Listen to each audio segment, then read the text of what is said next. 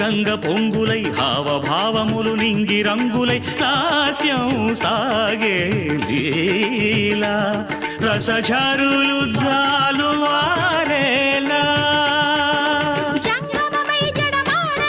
జలపాత గీతముల తోడుగా పర్వతాలు ప్రసవించిన పచ్చని ప్రకృతి